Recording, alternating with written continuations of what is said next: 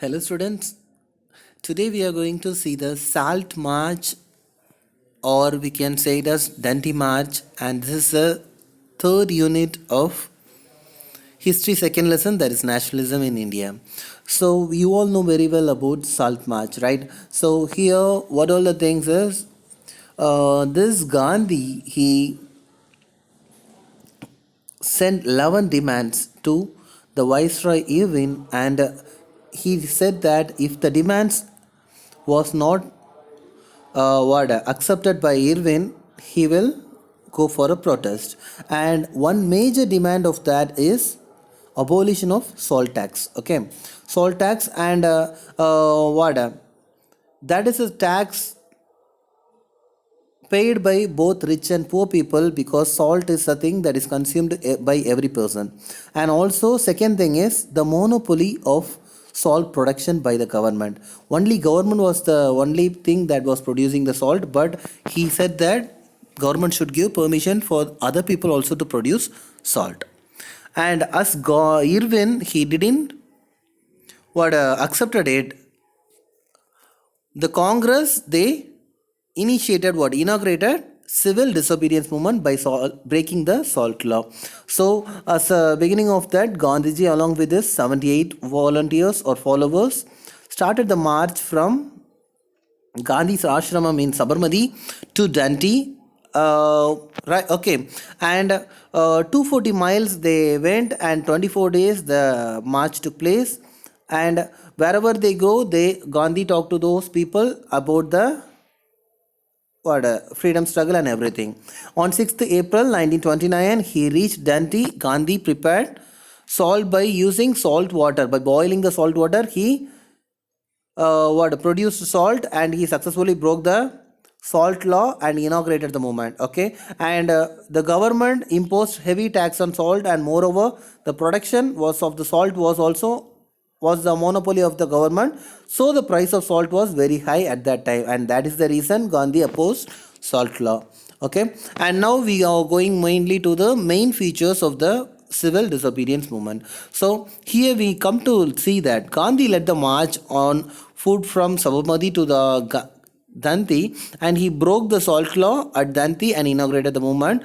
People also broke salt law in many places, and the foreign goods were boycotted, liquor shops were picketed. As the civil disobedience movement inaugurated, what all the things they followed?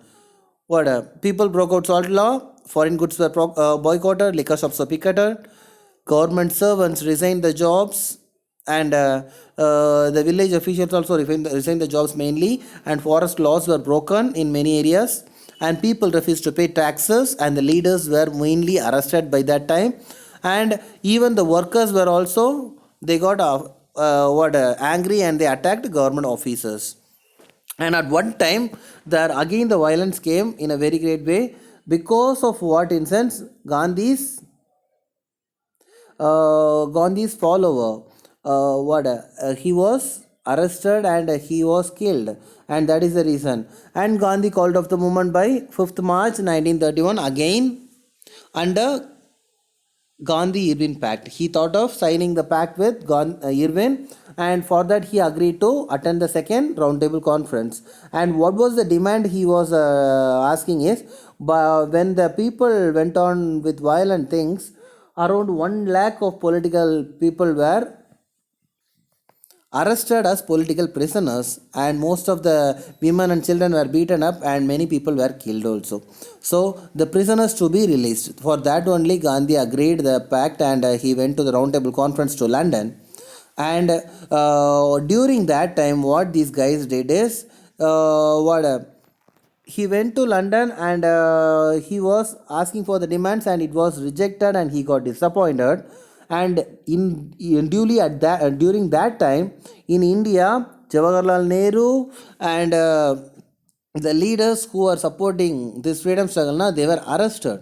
And other than that, boycotting the things were they were forced the people not to boycott, and also they didn't give permission for the protest demonstrations on various things.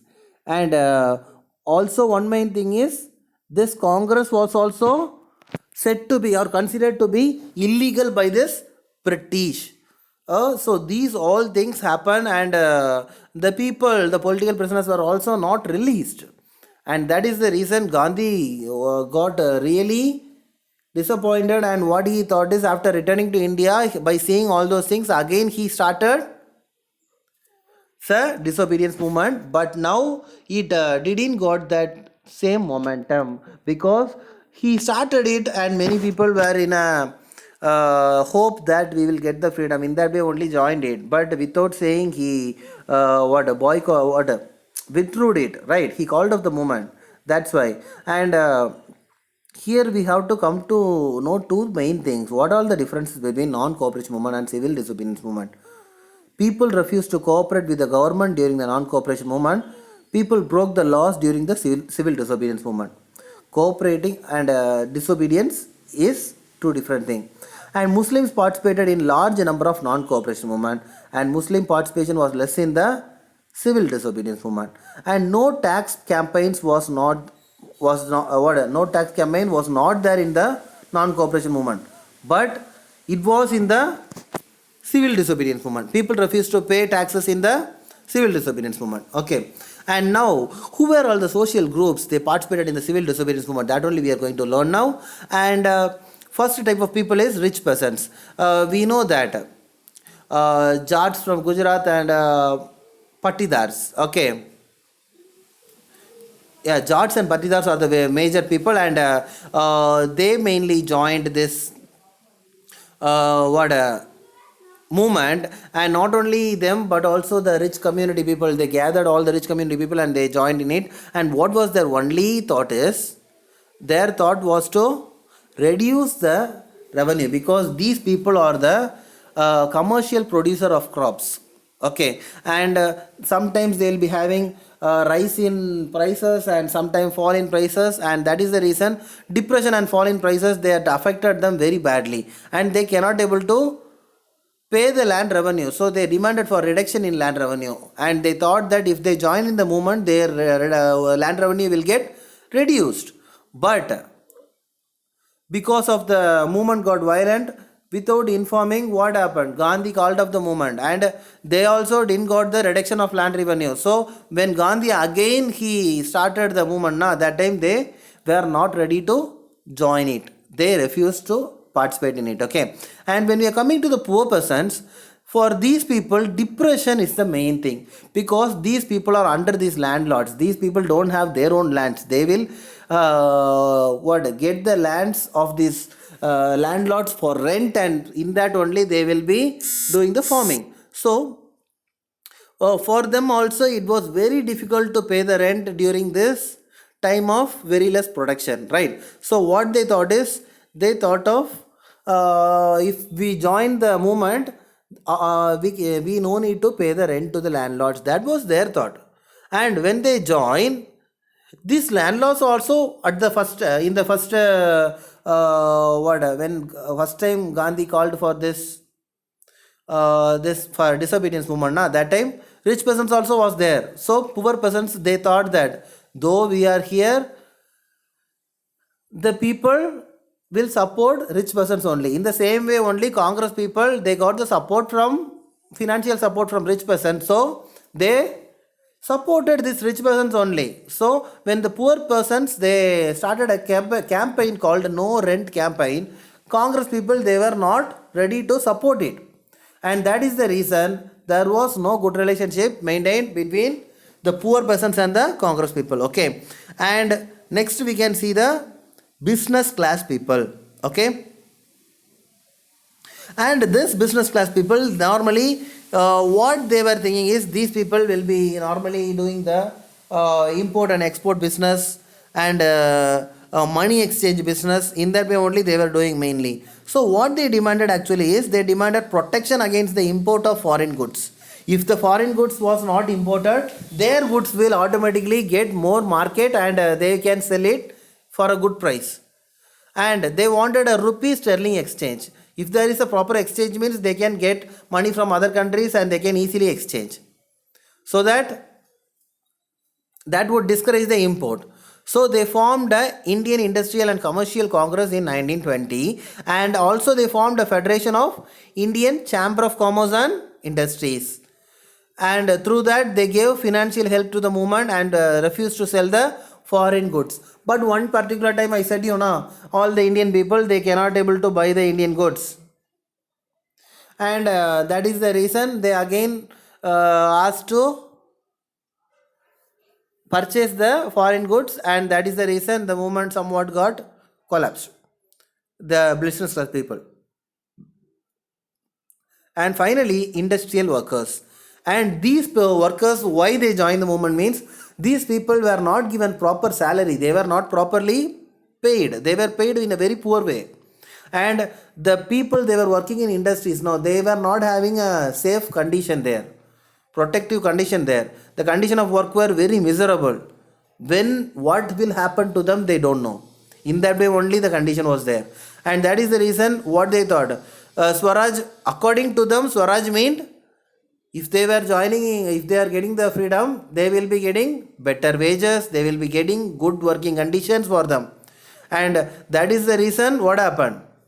They joined the movement. And most of the railway workers and the dockyard workers, they conducted strike also for that only.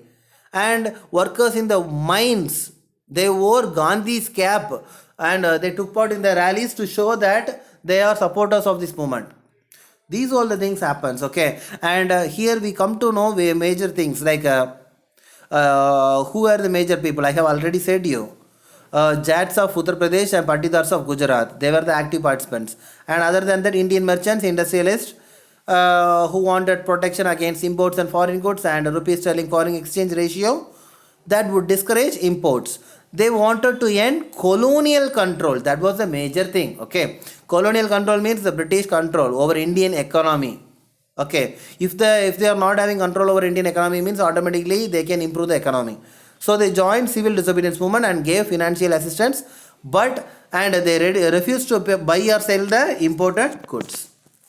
Okay, and another important feature of this civil disobedience movement is large scale participation of women. So in various movements, when we are studying in the European European struggle and in the French Revolution, or in the nationalism of Europe and all, the women were not given an active part, they were not given importance. But here, most of the people, okay, major people were women. During the Gandhi Salt March, thousands of women came out of their home to listen to him, and they participated in the protest marches, and they manufactured salt and all.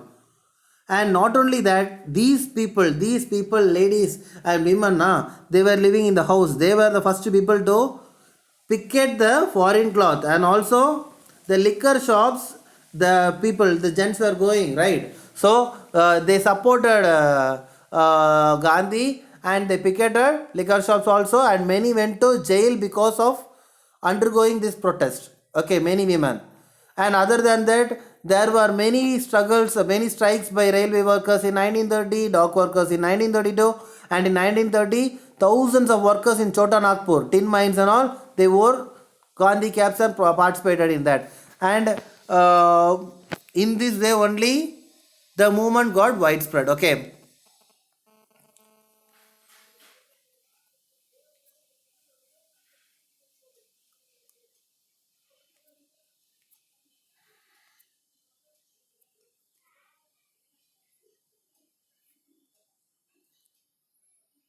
Okay, but here one main thing we are going to study is, we have studied how this women took part in this movement. But what finally happened is, in most of the urban areas, these women from the high caste families, they were the major people, guys. They supported Gandhi, and mainly the rich peasant families. But Gandhi, what he said is, you can take care of your house, family, and the people, children. You motivate from your house itself. You can give support from your house itself. And even when Gandhi's call was there, most of the women, they thought that it is their sacred duty to serve the country. Okay, so that was their thought. And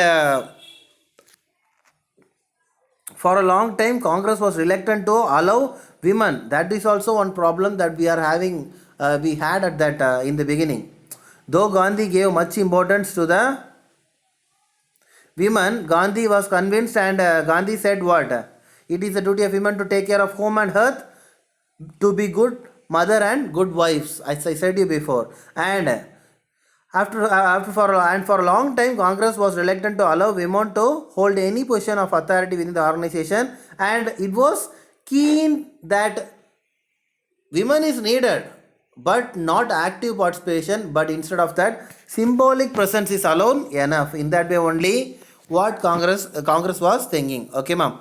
So that was the thing we are studying in this, and in the next class we can study the next important heading. Okay, and before that, we could also study one more thing.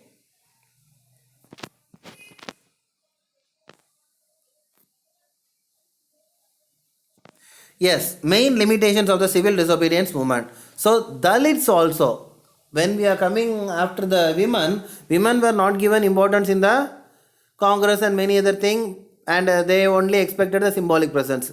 And Dalits also did not participate in the civil disobedience movement. Why means? Because the Congress people now, they didn't give any importance to their demands, and these people were considered as untouchables at that time. Okay, and many Muslims also did not participate in it, because these Congress people now, at first they were supporting the Muslims, but after that slowly they were supporting the Hindu Mahasabha, and moving close to that, and that is the reason these Muslim people, they were left separately. In that way they felt, and that is the reason at one time what happened, there was communal rights occurred in many places, and disunity between Hindus and Muslims, slowly it got started, and that is the reason slowly after that Muslim people, they asked for their separate electorate under the under the leadership of Muhammad Ali Jinnah.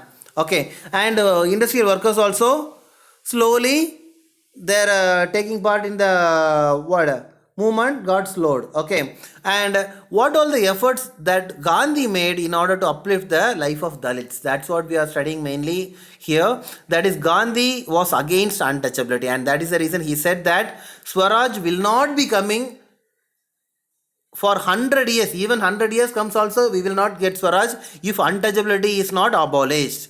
And the people who are called as untouchables now, they should be called as Harijans. Harijans means what? Son of God. Okay, sons of gods.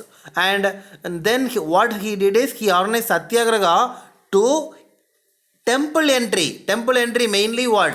This Dalits people also, this untouchables also should enter into the temples, and they also should get the access to public wells, tanks, roads, schools and everything. Then only all will be considered as equal. That's what the thought of Gandhi. And Gandhi himself, he cleaned the toilets and even Harijan colonies in his ashram and everything. So to show that there should not be any caste feelings. Everyone should do all the work, and then only everyone should be considered as equal. Only these people only should do this work. In that way, it should not be like that. That is what he thought. And finally, he asked all the upper caste Hindu people to give up the inhuman practice that they are following as untouchables. They were the major people, they were following that. So he asked them to give up that thing, and to forgive for that, for their mistake. Okay. But even then, at one time, this Dalit people, they were asking for their own separate electorate. But that time, Gandhi refused to give that, because Gandhi thought that if he is giving the separate electorate for these people, what happens means automatically it slow down the freedom struggle. But what happened means, a particular guy, supporter of this Dalit people, B.R. Ambedkar, okay, Dr. B.R. Ambedkar, he supported him and he fighted for him, and because of that, at one time Gandhi, he went to hunger strike because of this, and finally at one time he accepted and separate electorate, not separate electorate was given, but instead of that they were also given what rights to take part in elections and vote in the elections. Okay, ma. So that's what it is mentioned here. And Dr. Ambedkar demanded separate electorates for Dalits, and he thought that a share in political power would help in their upliftment. If they are getting the power, they will uplift their life. And Gandhi opposed separate electorates. He thought that it would create disunity. So they clashed in the second roundtable conference. And finally, Pune Pact was signed, and it was signed between Gandhiji and Ambedkar in the September 1932. Gandhiji brought an end to his fast hunger strike, and he accepted the demand for reservation of seats for Dalits in the legislatures. Ambedkar agreed to give up the demand for separate electorate. Okay, ma. So these are all the things, and the next thing we can see in the next class. So this is how this unit gets over. The last unit we can see in the next class. Okay. Thank you, students. Have a great day. So the homework, what you have to do is, you have to prepare 21 mark questions, or at least 15 1-mark questions with answers from this unit, and you have to submit as homework. That will be assigned in the flip plan. Okay. Thank you, students. Have a great day.